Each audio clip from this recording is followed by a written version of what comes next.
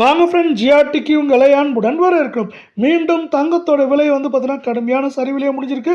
அது மட்டும் இல்லாமல் மேற்கொண்டு சரியறதுக்கான வாய்ப்புகளும் சூழலும் மிக மிக அதிகமாக காணப்படுது. அது என்னென்ன வாய்ப்புகள், இதுவரை எவ்வளோ சரிஞ்சிருக்குங்கிறத பற்றிலாம் தெரிஞ்சுக்கணும். நம்ம சேனலை சப்ஸ்கிரைப் பண்ணுங்கள்.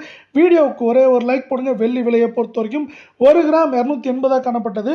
மீண்டும் 280 8 கிராம் 2240 ரூபாய் அப்படிங்கிற விலை நிலவரத்தில் காணப்பட்டது.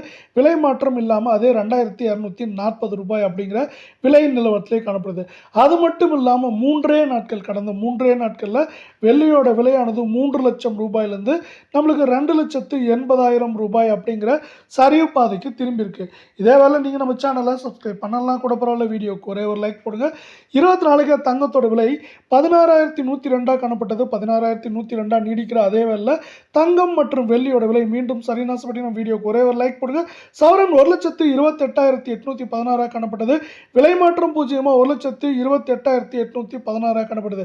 கடந்த மூன்றே நாட்களில் 1,31,960 ரூபாய் அப்படிங்கிற விலையில் காணப்பட்ட 24 தங்கத்தோட விலையானது 1,28,000 ரூபாயாக காணப்படுது. இப்போ இது ஒரு நல்ல வாய்ப்பாக பார்க்கப்படுற அதே வேளையில் அடுத்து நம்ம 22 தங்கத்தோட விலையை பார்க்கலாம். 1 கிராம் 14,760 காணப்பட்டது. விலை மாற்றம் 0 அதே 14,760 காணப்படுற வேலையில் நம்ம வீடியோ பிடிச்சிருந்தா நம்ம வீடியோக்கு ஒரே ஒரு ஹைக் கொடுங்க ஃப்ரெண்ட்ஸ்.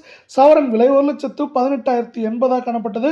விலை மாற்றம் 0 1,18,080 ரூபாயாகவே காணப்படுது. இருந்தாலும் இதுவும் பார்த்தீங்கன்னா கடந்த மூன்றே நாட்களில் 1,20,960 ஆல்மோஸ்ட் நம்மளுக்கு வந்து 1,21,000 காணப்பட்டது.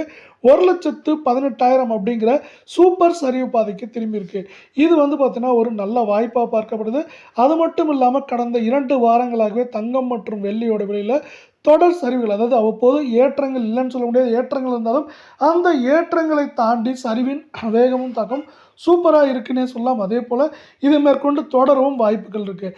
இந்த 22 தங்கத்தோட விலையானது நம்மளுக்கு மேற்கொண்டு 1,20,000 வந்து குறைந்தபட்சமாக 1,12,000 13,000 வரை இருக்க வாய்ப்புகளும் சூழலும் அதிகமாகவே காணப்படுது.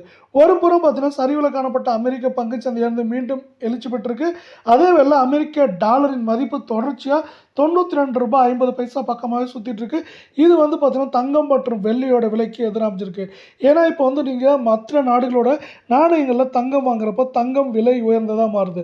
அது மட்டும் இல்லாமல் இப்போ வந்து பார்த்தீங்கன்னா முக்கியமான விஷயம், இந்த இஸ்ரேல் ஈரான் அமெரிக்க போர் எப்போ நிற்கும் அப்படிங்கிற எதிர்பார்ப்பும் இருக்குது.